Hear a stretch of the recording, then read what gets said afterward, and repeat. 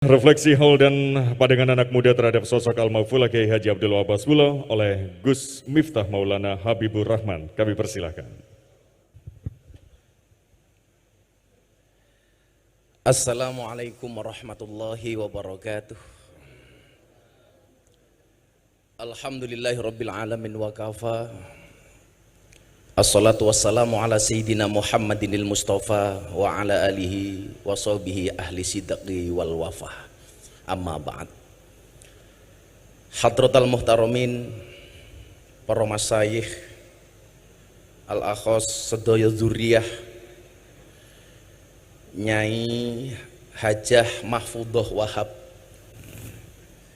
Nyai Hajah Hisbiah Wahab, Nyai Hajah Munjidah Wahab, Kiai Haji Hasib Wahab, Kiai Haji Raqib Wahab, saha sedaya dzurriyyah ingkang estu kaula takzimi. Pak Kiai Said, yang saya biasa menyebut beliau dengan sebutan Buya, yang mudah-mudahan Allah panjangkan umurnya dalam kebaikan. Guru kita semuanya, saya pertama kali dapat ijazah dari beliau ini kitab Al-Muqtatafat sekian tahun yang lalu. Saat itu rame-ramenya MTA nyerang amaliyah Nahdlatul Ulama, dan saat itu saya dan beliau sama-sama dilaporkan ke polisi.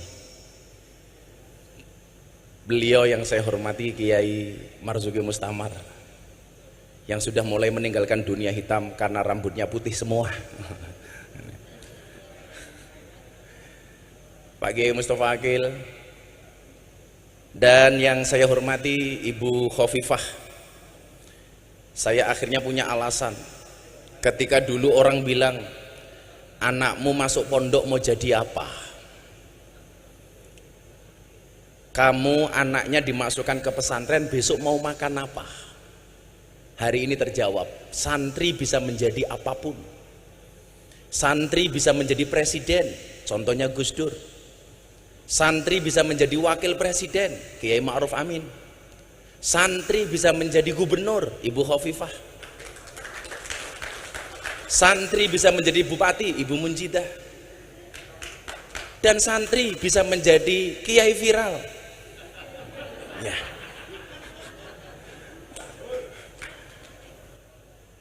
Dulu orang bilang, kamu masuk pesantren jadi apa? Maka begitu santri jadi orang kaya, orang mulai ngomel lagi. Kamu menjual ilmu agama untuk dunia. Begitu jadi pejabat, ngomel lagi, menggadaikan ilmunya untuk jabatan. Begitu santri miskin gak bisa makan apa-apa, dia akan bilang lagi, tuh gue bilang apa, santri tidak bisa jadi apa-apa. Maka terima kasih Bu Khofifah menjadi teladan bagi kami. Mudah-mudahan seperti doa kita bersama, Allah akan lebih tinggikan derajatnya lagi. Amin Allahumma amin. Bapak Ibu dan para santri yang saya muliakan, sungguh berat rasanya ketika Gus Edo WA saya, Gus diminta hadir di haulnya Mbah Wahab. Saya bilang, gak pantas, yang rawuh sudah kiai-kiai luar biasa. Saya teringat dengan kaidah fikih, idza wujudul ma' batalat tayamum. Kalau sudah ada wudhu, tayamumnya batal. Bagaimana kemudian tadi Kiai Marzuki menggambarkan nasionalisme dari Mbah Wahab Hasbullah, menceritakan bagaimana Rasulullah mencintai Makkah, sampai kemudian ketika Kanjeng Nabi hijrah ke Madinah, dia mengangkat tangannya kemudian berdoa, Allahumma habib ilainal Madinah kahubinah ila Makkah o asyad. Begitu luar biasa. Saat itu saya bilang sama Gus Edo, mbok jangan saya. Beliau bilang, Gus, ini bukan permintaan tapi dawuh. Kalau dawuh jatuhnya fi'il amr. Kalau fi'il amr berarti perintah. Nah, kalau perintah saya nggak bisa kemudian menolak. Niat saya apa Bapak Ibu yang saya muliakan? Niat saya hanya tabarukan ngalap berkah. Saya ingat betul, saya tersinggung dengan sangat keras ketika ada Ustadz Wahabi mengatakan ngalap berkah kepada kiai itu tidak ada dasarnya. Saat itu yang menjadikan saya tersinggung apa? Video klip yang diputar kebetulan Syekhina wa murabbi ruhina Mbah Maimun Zubair, ketika beliau meninggalkan kursinya, air putih yang beliau tinggalkan diperebutkan para santri. Dan dia mengatakan ini nggak ada dasarnya, ini nggak ada dalilnya. Apakah kemudian dia buta ketika seorang Imam Malik bermimpi ketemu dengan Rasulullah, yang di dalam mimpinya Rasulullah mengatakan kepada Imam Malik, wahai Imam Malik, baligh salami ila Syafi'i, sampaikan salamku kepada muridmu Syafi'i. Begitu terkejut Imam Malik, Rasulullah mengirimkan salam kepada Imam Syafi'i. Akhirnya Imam Malik mengutus santri seniornya untuk sowan kepada Syafi'i. Wahai guru Syafi'i, ada pesan dari guru kita Imam Malik bahwa semalam beliau bermimpi ketemu dengan Rasulullah dan beliau menitipkan salam kepada engkau. Begitu bahagianya Imam Syafi'i, sampai kemudian Imam Syafi'i mencari oleh-oleh yang akan dia berikan kepada santri ini, karena dia ingat betul wa idza huyitum bi tahiyatin fahayyu bi ahsana minha aw rudduha. Ternyata yang paling bagus yang dimiliki oleh Imam Syafi'i hanya jubah yang dia pakai. Jubah dicopot kemudian diberikan kepada santri ini. Santri pulang dengan begitu senang karena mendapatkan tahadus bin nikmah dari seorang Imam Syafi'i. Begitu sampai pondok ditanya sama Imam Malik, nak, kenapa kamu tertawa sendiri? Apa yang kamu dapatkan dari Imam Syafi'i? Pak Kiai, saya dikasih oleh-oleh jubahnya Imam Syafi'i. Apa kata Imam Malik? Boleh nggak saya pinjam jubahnya? Akan saya cuci jubahnya Imam Syafi'i, kemudian air bekas cucian Imam Syafi'i akan saya minum, kata Imam Malik. Dan ternyata benar, jubahnya Imam Syafi'i dicuci, kemudian air bekas cuciannya diminum oleh Imam Malik. Kemudian sang santri bertanya, itu kan santrinya panjenengan Kiai. Apa jawaban Imam Malik? Ini bukan manusia main-main loh, sampai Rasulullah nitip salam sama dia. Apakah fakta ini tidak menjawab bahwa ada keberkahan dari orang-orang soleh? Bagaimana kemudian Imam Malik, guru, begitu menghargai Imam Syafi'i? Satu saat ketika Imam Syafi'i memberikan pengajian di Masjid Nabawi, dengan mengendap-endap dia datang karena khawatir ketika datang dengan terang-terangan akan membuyarkan fokusnya Imam Syafi'i. Saat dia mendengarkan kajian dari Imam Syafi'i, Imam Malik menulis di dinding Masjid Nabawi dengan kalimat man aroda ilmun nafis fa alaihi bi Muhammad bin Idris. Barang siapa yang menghendaki ilmu-ilmu yang penting, hendaknya dia ngaji dengan Imam Syafi'i, Muhammad bin Idris. Begitu selesai beliau pergi, Imam Syafi'i datang melihat khat kiainya, beliau tidak lupa.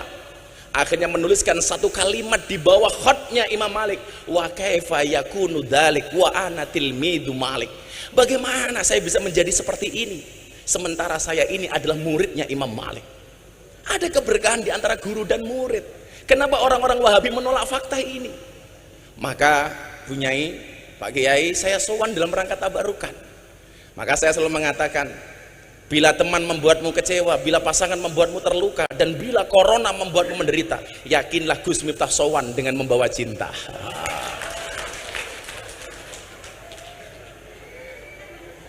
Cinta saya kepada santri tambak beras seperti air kencing di dalam kolam renang. Maksudnya apa? Wujudnya tidak nampak tapi hangatnya bisa dirasakan.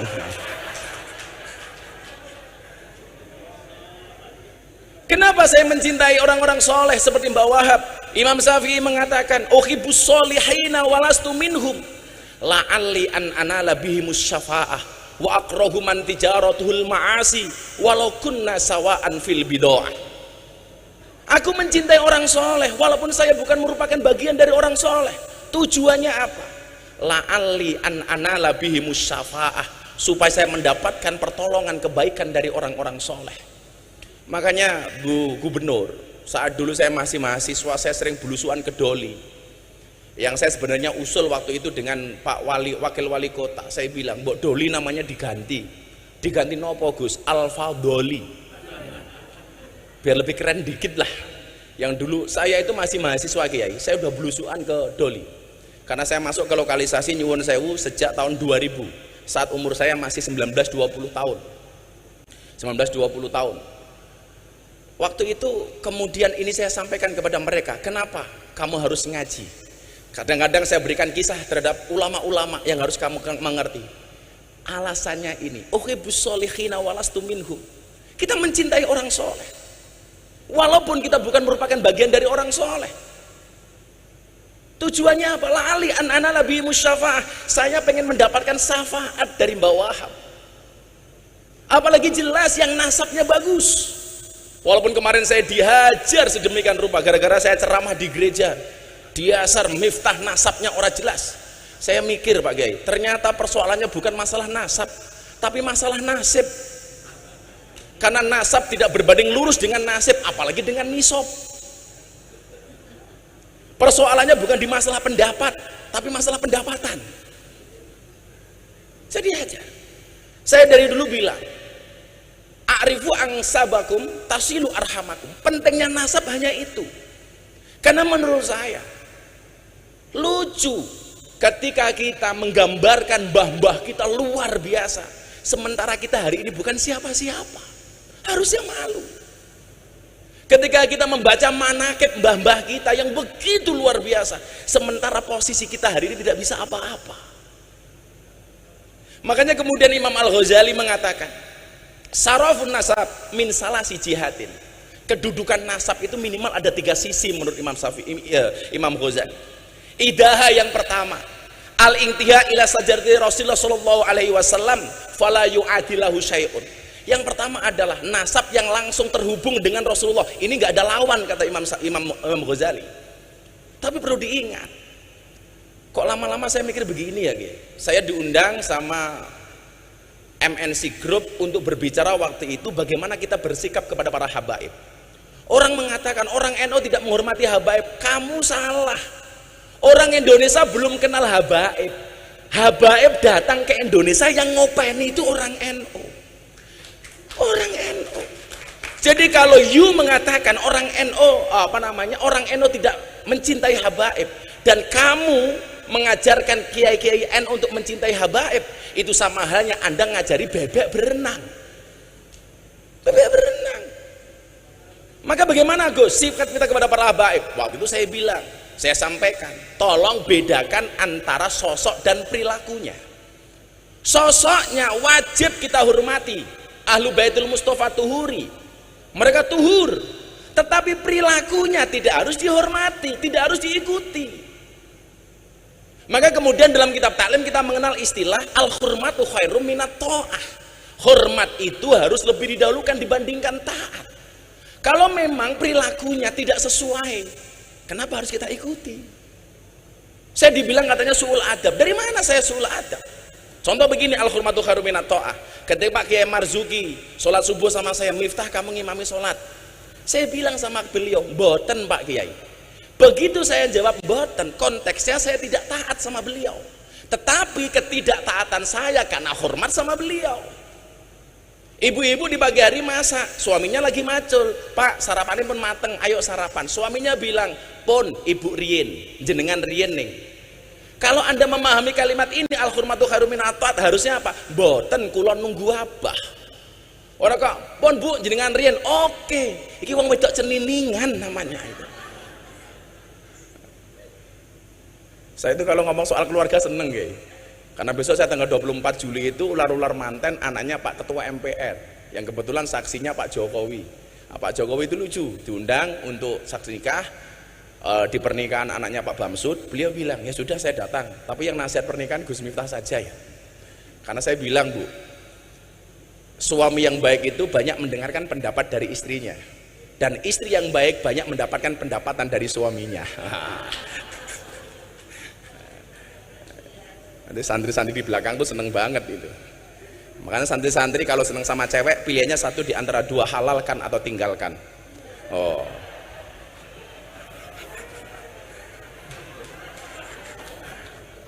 Menaklukkan santri putri tidak dengan I love you, tapi dengan kobil tuh. Nah. Makanya santri itu kalau ketemu cewek, kamu bilang, non mati ketemu bak saja dibaca iklab, masa aku ketemu kamu tidak ijab? Lah gitu seharusnya.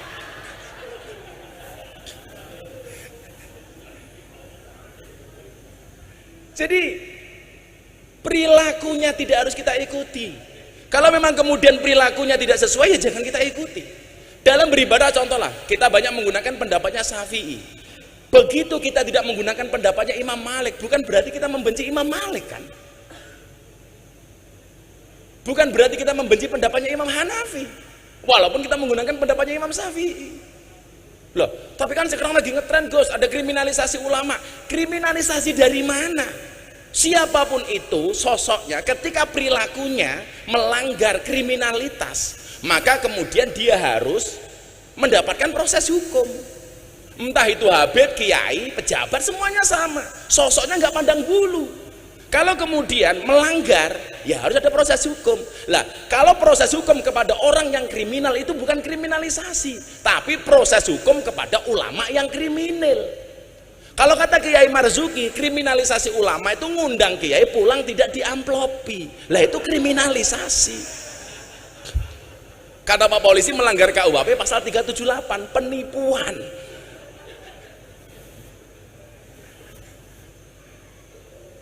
Kok gampangnya kita mengatakan kriminalisasi ulama? Maka kawan-kawan santri saya pikir tetap hormati siapapun habaib itu. Tapi soal perilakunya apakah harus kita taati atau enggak? Kita lihat seperti apa perilakunya. Maka yang pertama adalah al-intiha ila sajrat Rasulullah sallallahu alaihi wasallam fala yu'adilahu syai'un. Kemudian yang kedua, ini yang kemudian saya jadikan dasar untuk soal malam hari ini. Al-intima ilal ulama fa innahum warasatul anbiya shalawatullah wassalamu alaihim ajma'in wa bihim rabatallahu ta'ala khifdul millatil muhammadiyah. Kemudian yang kedua adalah nasab yang terhubung kepada orang-orang soleh.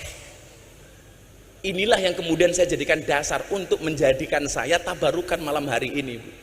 Saya hanya berharap termasuk orang-orang yang mencintai orang soleh. Kalau kemudian saya selalu mengatakan begini, kita tidak bisa memilih kita dilahirkan oleh siapa, tetapi kita bisa memilih melahirkan generasi seperti apa.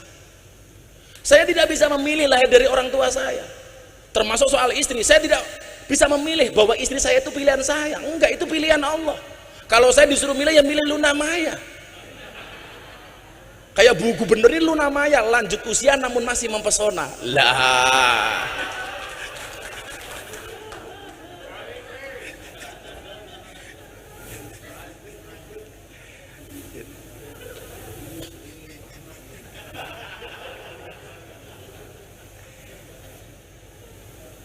saya itu sebenarnya dari dulu Bu Nyai, saya itu paling repot kalau ditanya soal nasab. Sampai kemudian guru saya Habib Lutfi, beliau malam tahun baru di tahun 2019 manggil saya, nak kamu sini, ternyata nasab kamu itu sama dengan Mamah Salmah, kenapa kamu gak pernah bilang? Mana mungkin saya berani bah. Jadi kebetulan saya tadi matur sama Pak Kiai Marzuki, nasab saya itu kebetulan, entah kebetulan atau karena memang seperti itu, sama dengan nasabnya Mamah Salmah. Mamah Salmah itu istrinya Habib Lutfi, sama-sama keturunan ke-9 dari Mbah Muhammad Besari Ponorogo, yang mempunyai bapak makamnya di Caruban namanya Kiai Anom Besari. Kiai Anom Besari punya bapak makamnya di Kediri Abdullah Mursad Tukum, yang punya bapak namanya Raden Demang, punya bapak namanya Pangeran Demang, punya bapak namanya Ratu Jekulo, punya bapak namanya Brawijaya Limo. Brawijaya Limo. Pripun Bu Nyai? Lah, kula yakin kok gerombolan sing apik iki bakal ketemu melih. Mila wong apik nyamane nggih ketemu kali wong apik. Wong sing ora apik ketemu wong apik nggih mboten nyaman. Contoh nggih, kula nyuwun sewu banget nih. Saya ngaji di lokalisasi di Jogja niku, Bu Gubernur. Kalau saya belum selesai ngaji, kok mereka datang, lihat saya dari jauh itu malu. Waduh, ono Gus Miftah. Orang kok bangga, Gus, aku neng kene, pasti malu. Kemarin lucu lagi, saya diwawancarai sama BBC London. Coba Anda ceritakan sama saya, ada nggak sih sebenarnya manfaat yang mereka dapatkan dari pengajian itu? Oh, bagaimana nggak ada? Coba mbak-mbak silakan angkat tangan. Dia cerita, ngapunten saya mau cerita. Satu saat saya terima tamu, transaksi deal, saya masuk kamar. Begitu masuk kamar saya dengar adzan, Allahu Akbar, Allahu Akbar. Saya bilang sama tamunya, Om pending dulu ya, sedang adzan subuh. Loh kenapa harus pending? Gak enak Om, saya jamaahnya Gus Miftah. Selesai adzan, ganti tamunya bilang, Mbak, gak usah diteruskan, tak bayar, gak usah lanjut. Kenapa? Saya juga jamaahnya Gus Miftah gitu.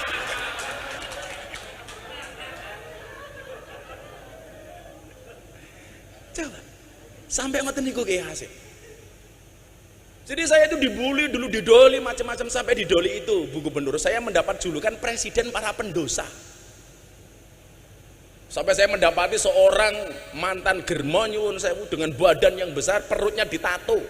Begitu saya buka, tato beduk Pak Kiai. Kenapa kamu tato beduk? Saya cinta dengan NO katanya. Ya, preman loh nih. Preman. Makanya kalau kemudian hari ini orang merasa kontroversi dengan apa yang saya lakukan, ya monggo-monggo mawon lah. Mun biasa. Tapi yang jelas kemudian bahwa ada kebaikan-kebaikan yang kemudian bisa kita ambil. Dan saat itu saya sudah mendapatkan restu dari Habib Lutfi. Nah, terus no. Sampai ketika saya disidang di Jakarta, kamu memalukan, menjual agama untuk kepentingan duniawi kamu. Dakwah di lokalisasi di klub malam, live di TV. Saya bilang, nyuwun sewu Kiai, kalau yang saya lakukan ini memalukan, lebih memalukan mana ketika kita melihat kemaksiatan tanpa memberikan solusi apapun kepada mereka. Kita sering menjadi hakim dan jaksa bagi kesalahan orang lain, tapi menjadi pengacara bagi kesalahan kita sendiri. Padahal Allah memerintahkan, menciptakan manusia untuk saling mengenal dan menasihati, bukan untuk saling menilai dan menghakimi. Makanya kalau saya ditanya, Bu, jane tugasmu ning kono ki apa to, Gus? Copet.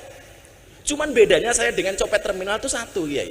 Kalau copet terminal itu goblok, yang dicopet dompetnya, ketahuan dipukuli kepalanya. Gus Miftah yang dicopet apanya? Hatinya. Kalau hatinya sudah tercopet, jangankan dompet, yang lainnya pun pasti akan diberikannya. Wow. Santri kae rungokno santri kae. Godane Pak Kiai Hasib, ya Allah, saya keluar dari lokalisasi, mereka sedang mandi pakai anduk, jalan, saya jalan, monggo Gus mampir, ya Allah. Gitu kan. Dengan alasan itulah saya tidak pernah mengajak Kiai Marzuki, karena saya khawatir kalau beliau masuk nggak mau keluar lagi.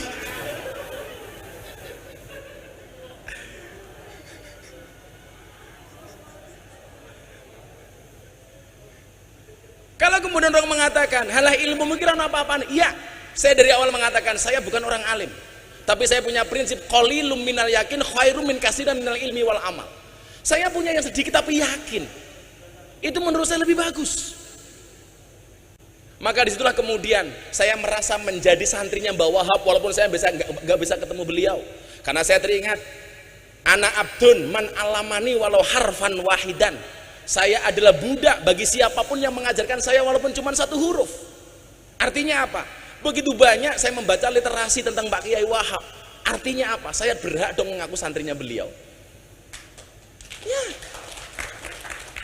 Karena abdun man alamani walau harfan wahidan. Maka perkenankan Bapak Ibu sebagai refleksi, minimal pemahaman untuk adik-adik saya santri di luar sana yang diam mereka galau karena tidak bisa melihat saya secara langsung.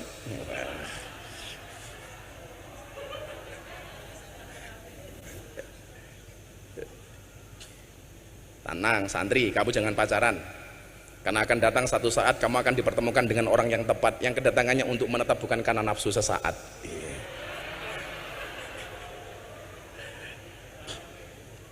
Yang pertama, saya tadi mengkorek-korek salah satu sejarahnya Mbah Wahab melalui Gus Fikri Jember, karena kebetulan saya berhubungan baik dengan beliau. Gus, nopo leres Mbah Yai Wahab niku sugih. Beliau menceritakan dengan sangat detail, leres Gus. Bahkan kalau kemudian lihat kekayaannya Mbah Wahab itu, tanahnya terbentang antara Jombang sampai Surabaya. Gus Miftah tahu nggak kalau Gus Miftah hari ini naik motor besar, naik Harley, dulu Mbah Wahab sudah naik Harley. Wah, berarti saya itibak. Sama-sama naik Harley. Tapi luar biasanya apa? Harta yang kemudian beliau miliki dihabiskan untuk Jamiah Nahdlatul Ulama. Ini baru keren. Makanya kalau orang ini bilang begini sama saya, ayo Gus, ngurep-ngurep NU. Apa kowe iki ra salah? Kowe iki sapa kok ngurep-ngurep NU? Sing ana kowe golek urip saka NU. Makanya saya kok agak riskan, nggak enak dengar kalau orang bilang aku pengen ngurep-ngurep NU. Kalau kamu pengen ngurep-ngurep NU, kaya Mbah Wahab, hartanya untuk Nahdlatul Ulama habis. Yang barangkali ahli warisnya nggak terima apapun dari Mbah Wahab. Mata punya mujidah nggih. Coba. Saya kemudian teringat dalam kitab Wasiatul Mustafa hadis nomor 24. Inna awliya Allah lam yanalu sa'ata rahmatillah wa ridwani bikasratil ibadah walakin yanaluha bisakhawatin nafsi wal istihanah bidunya. Sesungguhnya wali-walinya Allah, mereka mendapatkan derajat yang tinggi, mendapat ridhonya Allah, mendapat keluasaannya, bukan karena banyaknya ibadah, tetapi karena banyaknya sedekah dan tidak bergantung kepada dunia. Niki sing angel.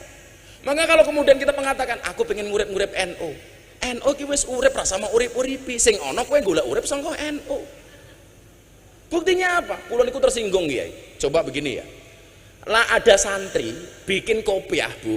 Ada tulisan Nahdlatul Ulama, kula mboten tersinggung. Kula ikhlas. Wis apa-apa mau dol lah. Sekarang nomor-nomor didol. Pakai baju ada Nahdlatul Ulamanya, kula ikhlas. Pakai kaos ada Nahdlatul Ulamanya, kula ikhlas. Pakai peci topi ada Nahdlatul Ulama, kula ikhlas. Tapi kula mboten ikhlas lah ana sarung diwenehi cap Nahdlatul Ulama. Ini kula ngenyek banget Kiai. Mlebu toilet nyuwun sewu nguyuh ning WC bokonge ditonton karo Nahdlatul Ulama. Mila santri sing nganggo kopiah Nahdlatul Ulama tak dongake mlebu surga.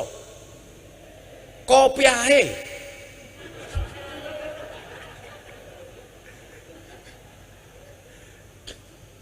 yang bisa kita lakukan hari ini nopo? Nggak usah ngomong kamu ngurip-nguripi NU. Banyak hari ini orang yang dihidupi oleh NU. Nggak usah ngomong gede ke NU. NU sudah besar. Yang perlu kita lakukan apa? Khidmah terhadap Nahdlatul Ulama, tinggalannya Mbah Wahab. Salah satu tolak khidmah begini Kiai. Kita itu nggak sadar begitu banyak yang tadi saya sempat diskusi sama Pak Kiai Marzuki. Begitu banyak amaliyah NU yang dicuri tapi kita nggak sadar. Padahal apa? Dalil yang sering kita pakai al-muhafadzatu al-qadimi sholih wal aqdu bil jadidil aslah. Bahkan kalau Pak Kiai Said Akil bukan lagi bil jadid bil ajdadil aslah. Tahun 90-an Pak Kiai Said ngendikan itu. Bil ajdad yang lebih baru lagi. Contoh, kita harus mempertahankan yang qadim dan soleh, jangan sampai hilang. Ngeten Kiai, sak ngerti kula, tinggalane mbah-mbah biyen ngaji teng masjid niku namine madrasah diniyah, Madin.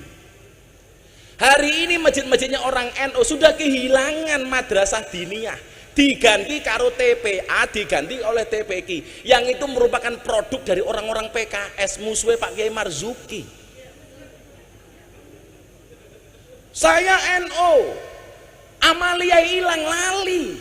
Madrasah diniyah itu tinggalan mbah-mbah kita dulu itu qadim dan soleh. Kenapa hari ini hilang kita nggak tahu? Diganti dengan TPQ, diganti dengan TPA. Makanya saya sampaikan kepada semuanya, nyuwun saya Bu, kalau saya boleh usul, pertahankan istilah madrasah diniyah, karena itu qadim dan soleh. Nomor loro, malih nih. Enten amalan Kiai, nyuwun saya bukan amalan. Buku ngaji, kitab ngaji yang kita pakai tinggal nih mbah-mbah ini apa Bu Khofifah? Turutan. Metode ngajinya namanya Al-Baghdadiyah. Hari ini hilang. Diganti oleh apa? Iqra. Produknya kawan-kawan kita Muhammadiyah, Kiai As'ad Humam. Kita nggak sadar. Wong-wong NU bangga menggunakan Iqra. Kelangan turutan. Bukan salahnya Iqra, tapi bodohnya kita. Kelangan turutan tapi nggak kroso. Saya fanatik dengan turutan. Kenapa Kiai? Karena turutan mengajarkan kepada kita untuk makhorijul huruf yang benar. Kalau kata Bu Khalifah, pitch controlnya yang benar. Bagaimana kita diajarkan membaca huruf hijaiyah dari alif sampai iya. Kulo setahun Kiai. Sampai mimiknya, sampai gesturnya dilihat oleh abah saya. Alif, ba, ta. Itu dulu metodenya namanya Al-Baghdadiyah. Begitu sudah bisa baru dieja. Alif fathah a, alif kasroh i, alif domah u, a i u. Tak fathah taha domahu kaf domaku tahuku. Zaman dulu ngaji belum ada listrik, adanya lampu sentir Petromak. Begitu minyaknya habis, kiainya kirim surat ke wali santri, le suratnya kano bapakmu. Dibuka bapaknya suratnya sini nopo. Ba fatkah ba, ya fatkah ya ro fatkah ro bayaro. Begitu dibuka bapaknya nggak punya uang karena musim pandemi, musim paceklik, bales. Bapak orang kuat bayar le, tolong suratnya diatur ke Pak Kiai. Begitu dibuka pakai surat di sini nopo. Sod fatkah so, ba fatkah baro fatkah ro so baro Kiai ini mantan preman rambut digondrong, bapakmu kurang ngajar kon bayar malah Pak Kiai kon sabarnya suratnya kon bapakmu dibuka bapaknya suratnya sinten apa mim fatkah mata fatkah tamim domamu begitu indah hilang Bu sakniki. Ini tugas kita loh Pak Kiai, jangan sampai hilang. Lebih celaka lagi nopo ziarah kubur niku amalane wong NU. Kuntu nahaituk man ziaratul kubur fazuruha. Saniki pun diganti gara-gara era milenial 5.0. Napa bahasane? Bukan lagi ziarah kubur, wisata religi. Please deh. Sowan Mbah Wahab, sowan Mbah Hasim, judulnya wisata religi. Hilang Pak NU niki. Tetap pertahankan ziarah kubur. Ono meleh sing kula juwengkel niku. Tahlilan diganti pembacaan kalimat thayyibah. Please deh. Kalau tahlil itu pasti kalimat thayyibah. Kalau kalimat thayyibah belum tentu tahlil. Kalau saya pembacaan kalimat thayyibah akan disampaikan oleh Gus Miftah. Saya naik panggung Pancasila. Satu, ketuhanan yang Maha Esa. Kenapa? Karena Pancasila itu juga kalimat thayyibah. Bahkan kalau anak-anak pramuka Dasa Dharma Pramuka itu juga kalimat thayyibah. Nah, kita lupa Pak. Saya dulu tahunya apa? Ketika saya kuliah nggak bisa membayar, akhirnya saya tinggal di masjidnya orang Muhammadiyah Pak Kiai Hasib. 4 tahun setengah. Mereka akhirnya menggunakan bahasa itu dan orang NU ikut-ikutan Kiai. Pembahasan kalimat thayyibah ya Allah. Kula niku mbiyen belajar toleransi. Manggon teng masjidnya Muhammadiyah itu 4 tahun. Waktu itu saya mendapat julukan James Bond, jaga masjid dan kebon. Tetap saya tahlil, tetap saya kunut sak piturute. Sewenene kalih takmir kula. Ora urusan. Masalahnya kula manggon teng masjidnya Muhammadiyah itu hanya satu Pak Kiai Marsudi. Gara-gara saya manggon masjid Muhammadiyah, saya kurus. Berat badan saya hanya 40 kilo. Napa kula melu Muhammadiyah kurus? Soalnya Muhammadiyah belas nggak pernah ono selamatan. Jan. Ora ono mangan-mangan belas kan. Kere aku.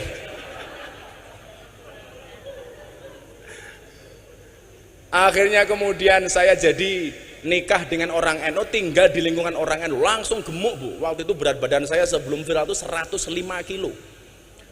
Kenapa saya ikut orang NU gemuk? Lah pripun wong NU nih? Titik-titik mangan. Yasinan mangan, tahlilan mangan, solawatan mangan, manakipan mangan, istighosahan mangan, tonggone loro njaluk didongake mangan. Sing loro mati mangan meneh 7 dina.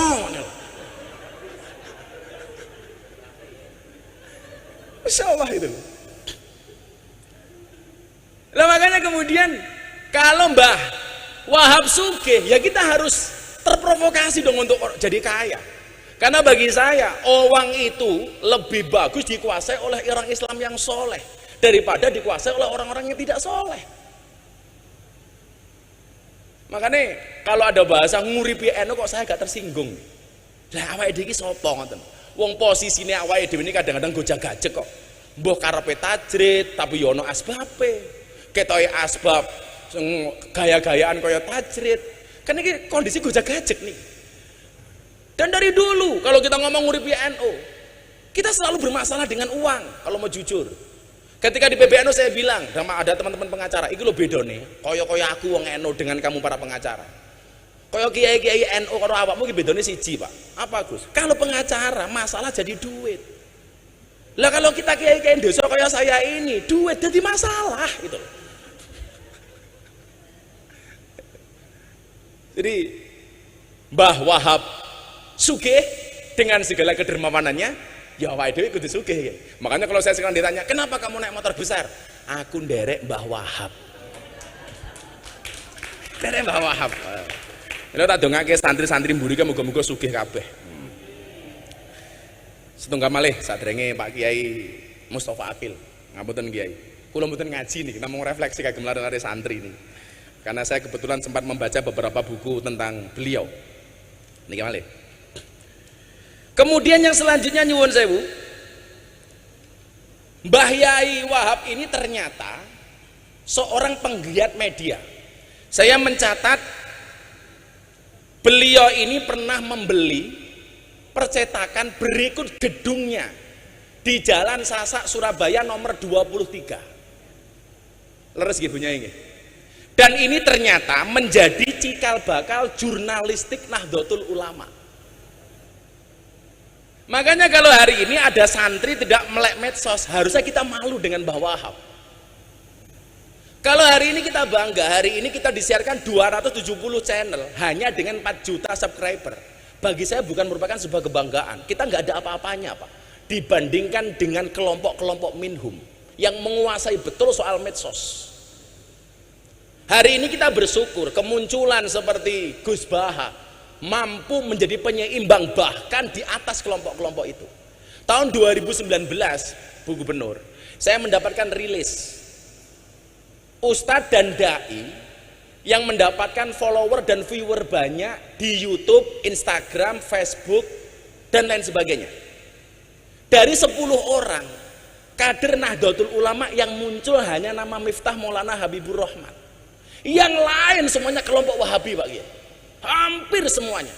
Termasuk kelompok yang mengatakan nasionalisme itu nggak ada dalilnya.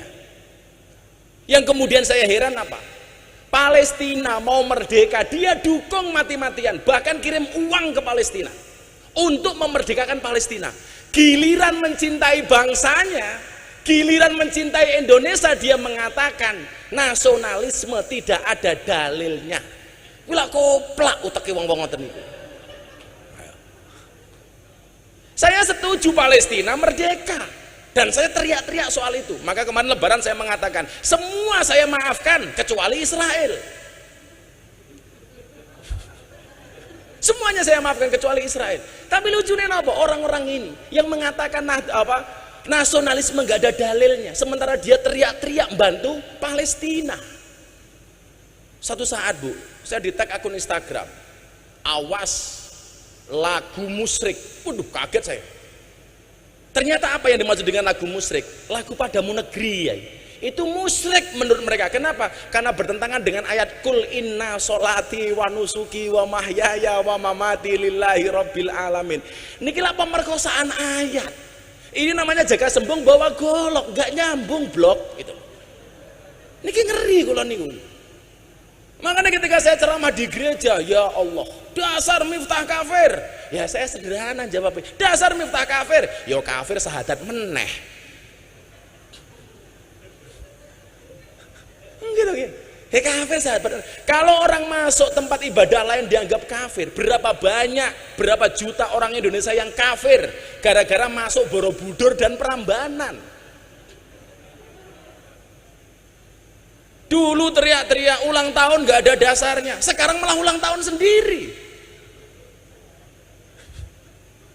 Mila nyuwun sewu, kalau kemudian ngomong soal niki wau, Mbah Wahab Hasbullah sudah memberikan tonggak bagaimana kemudian NU harus menguasai media dengan sebuah percetakan dan gedung yang beliau beli di Jalan Sasak nomor 23 Surabaya, sampai kemudian disempurnakan oleh Mbah Kiai Mahfud Siddiq dan namanya diganti menjadi Berita Nahdlatul Ulama.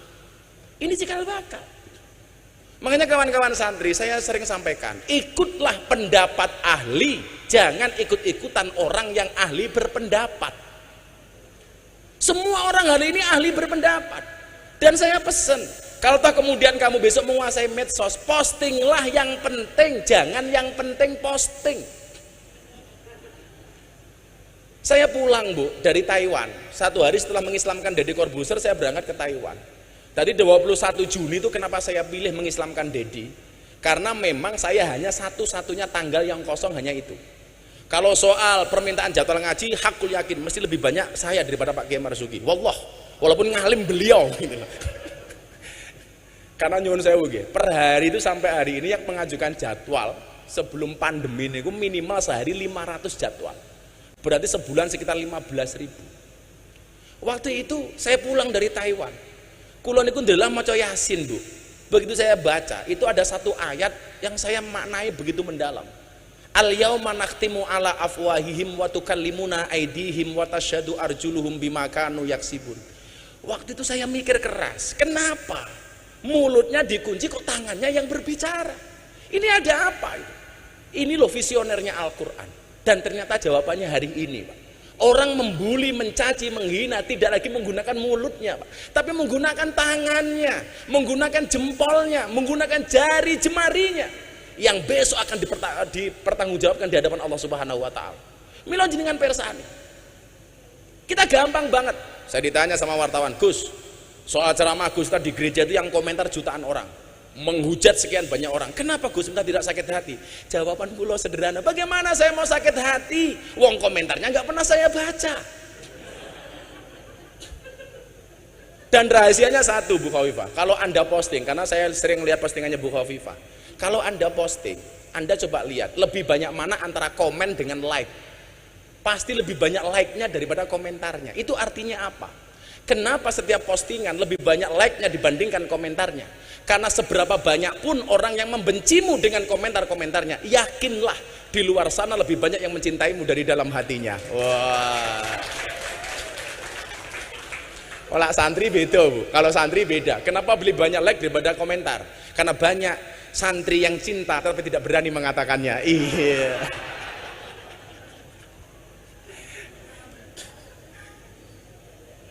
Lah kalau kemudian dulu Mbah Wahab punya taswirul afkar, pergolakan pemikiran, harus sehari ini kita perang dengan menggunakan ini, dengan menggunakan medsos. Maka memang metodologi dakwah selalu berkembang dengan cepat. Di zaman Rasulullah kita melihat metode dakwah bil lisan, kemudian di zaman para sahabat bil kolam mulai nulis, di zaman para wali songo sudah mulai lagi dengan bisakofah, dengan budaya. Hari ini tentunya dengan bil medsos, dengan menggunakan medsos. Maka dua hal itu barangkali yang saya sampaikan. Mari kemudian kalau kita mencintai NU, yuk kita dermawan untuk NU.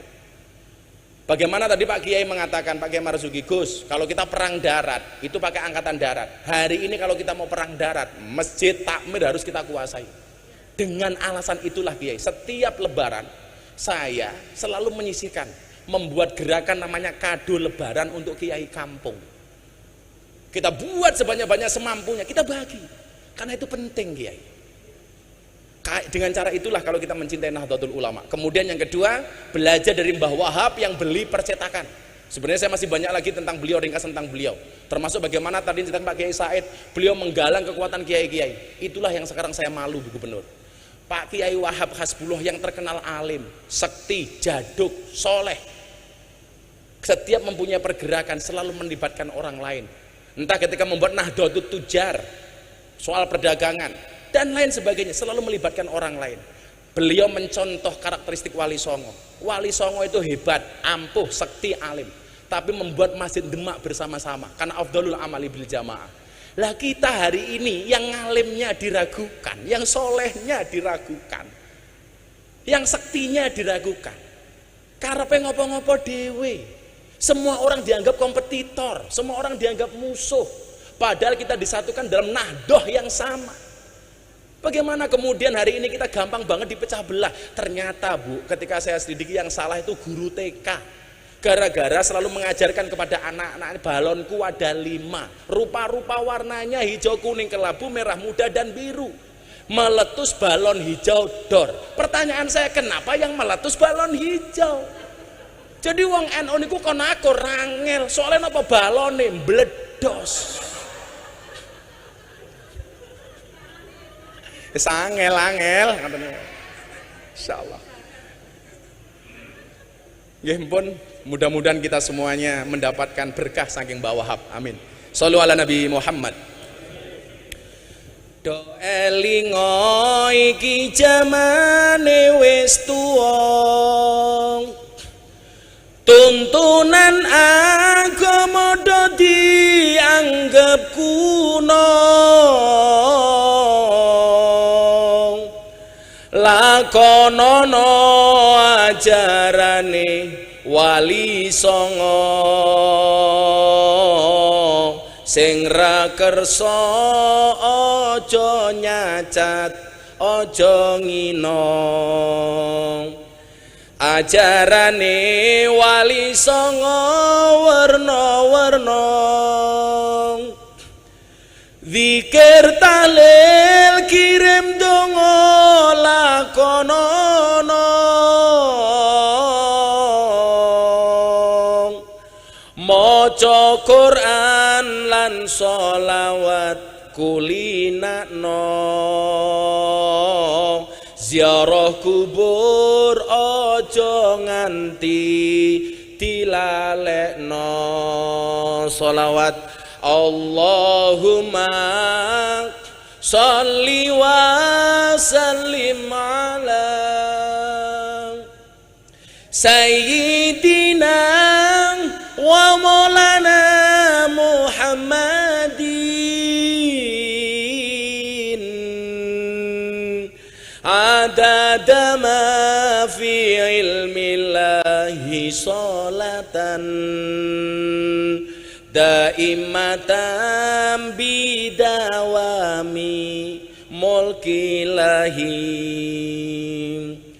Ono carane dakwah kelawan budaya, umpamane kaya Sunan Kalijaga,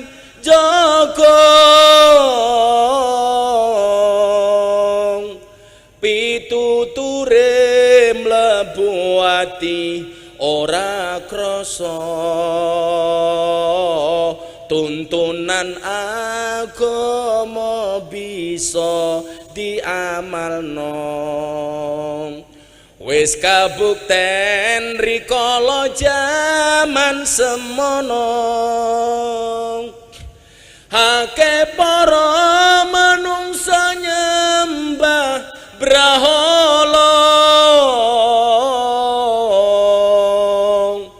banjur sadar laku musyrik ditinggalno, padha nderek ajarane wali songo. Allahumma sholli wa sallim ala sayyidina wa maulana Muhammadin adada ma fi ilmillahi sholatan daimatan bidawami mulkilahi. Yai Wahab hasbullah ulama kita, alim alama kang ngugemi budaya, halal bil halal kang dadi conto nyata. Monggo sedulur dirawat lan dijaga. Allahumma sholli wa sallim ala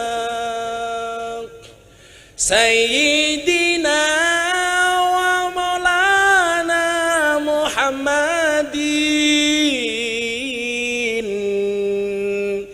adada ma fi ilmillahi sholatan daimatan bidawami mulkilahi. Shallu ala Nabi Muhammad. Melupakan Allah itu dosa, melupakan orang tua itu durhaka, melupakan tambak beras mana bisa. Terima kasih. Assalamualaikum warahmatullahi wabarakatuh.